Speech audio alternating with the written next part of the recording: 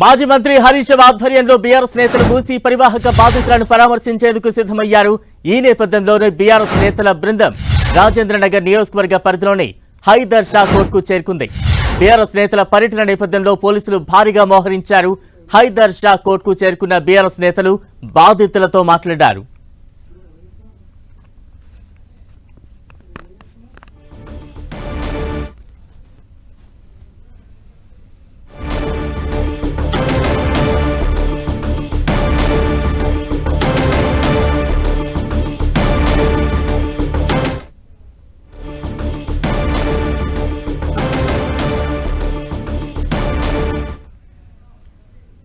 హైదర్ షా కోర్టులో బాధితులను పరామర్శిస్తూ ఉన్నారు బీఆర్ఎస్ నేతలు. తాజా అప్డేట్స్ అందించేందుకు మా ప్రతినిధి శ్రీకాంత్ సిద్ధంగా ఉన్నారు. శ్రీకాంత్,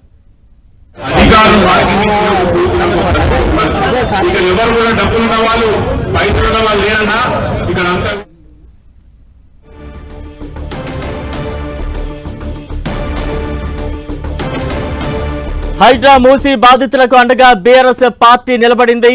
హైదర్ షా కోర్టులో బాధితుల ఇళ్లను పరిశీలిస్తూ ఉన్నారు బీఆర్ఎస్ నేతలు. ప్రస్తుతం ఆ దృశ్యాలు మనం చూస్తూ ఉన్నాం. హైదర్ షా కోర్టులో బీఆర్ఎస్ నేతల బృందం పర్యటిస్తోంది. మాజీ మంత్రి హరీష్ రావు బాధితుల ఇళ్లను పరిశీలిస్తూ ఉన్నారు.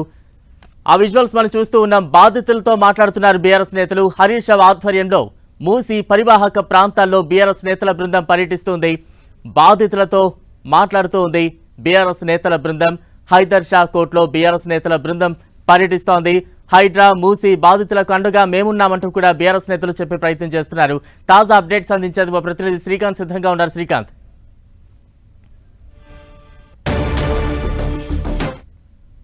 బీఆర్ఎస్ నేతలంతా బాధితులతో భేటీ కావడం జరిగింది. హైదర్ షా కోర్టు సమీప ప్రాంతం నుంచి మూసీ నది ప్రవహిస్తుండటంతో మూసీ నదికి సమీపంలో దాదాపు 20 ఏళ్ల క్రితం నుంచి 25 ఏళ్ల క్రితం నుంచి 30 ఏళ్ల క్రితం నుంచి కూడా నివాసాలు ఏర్పాటు చేసుకుంటున్న బాధితులు ఇప్పుడు మార్కింగ్ చేయడంతో ఆందోళనకు గురయ్యారు. నిన్న కొంతమంది బాధితులు తెలంగాణ భవన్ కు వచ్చి తమ మొర వినిపించడంతో ఈ రోజు క్షేత్రస్థాయికి వెళ్లాలని బీఆర్ఎస్ పార్టీ నిర్ణయం తీసుకుంది. అందులో భాగంగానే హైదర్ షా కోర్టు చేరుకున్న మాజీ మంత్రులు హరీష్ రావు, సబితా ఇంద్రారెడ్డి, మల్లారెడ్డి, గంగుల కమలాకర్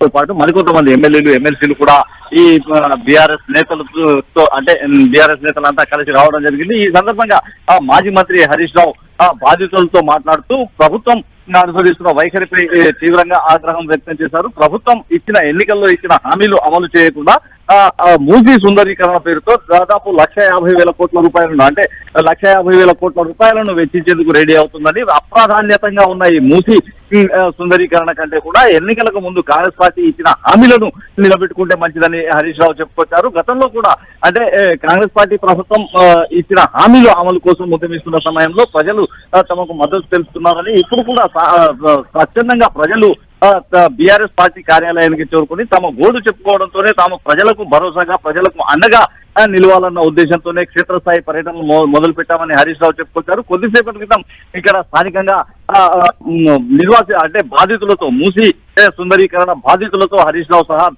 నేతలు భేటీ అయ్యారు. పెద్ద ఎత్తున అంటే హైదర్ షా కోర్టులో తక్కువ ఇళ్లు పోతున్నప్పటికీ పెద్ద ఎత్తున బాధితులు చేరుకున్నారు. సమీప ప్రాంతాల నుంచి కూడా పెద్ద ఎత్తున చేరుకున్నారు. మరో 2-3 చోట్ల ఇప్పుడు బీఆర్ఎస్ నేతలు పర్యటించనున్నారు. ఆ ప్రాంతాల్లో కూడా ఇప్పటికే జనం భారీగా గ్యాదర్ కావడం జరిగింది. ప్రభుత్వం అనుసరిస్తున్న వైఖరిని తప్పుపడుతున్నారు. చిన్న పెద్ద తేడా లేకుండా కుటుంబ సభ్యులంతా కూడా బీఆర్ఎస్ నేతల దగ్గరకు వచ్చి తమ గోడును చెప్పుకోవడం జరిగింది. 20-30 ఏళ్లుగా తాము ఇక్కడ నివాసం ఉంటున్నప్పటికీ కాంగ్రెస్ ప్రభుత్వం అధికారంలోకి వచ్చి తమ ఇళ్లను కూల్చాలని నిర్ణయం తీసుకోవడం ఇంతవరకు సమంజసమని ప్రశ్నించారు. రాబోయే రోజుల్లో ప్రభుత్వం ఇదే విధంగా వ్యవహరిస్తే తాము సహించేది లేదని బీఆర్ఎస్ నేతలు హెచ్చరిస్తా ఉన్నారు. ప్రభుత్వం అంటే ఇల్లు మూసీ సుందరీకరణకు ప్రాధాన్యత ఇచ్చినట్లయితే స్వచ్ఛందంగా ఇళ్లు వదులుకునేందుకు సిద్ధమవుతున్న వారిని ఖాళీ చేయించాలన్న డిమాండ్ మాత్రం బీఆర్ఎస్ చేస్తుంది. పెద్ద ఎత్తున బాధితులు హరీష్ రావు బీఆర్ఎస్ నేతల దగ్గరికి వచ్చి తమ గోడు చెప్పుకోవడంతో ఖచ్చితంగా బీఆర్ఎస్ నేతల ప్రజలకు అండగా ఉంటామని హామీలు ఇస్తున్నారు. Balaram, right, thank you Srikanth.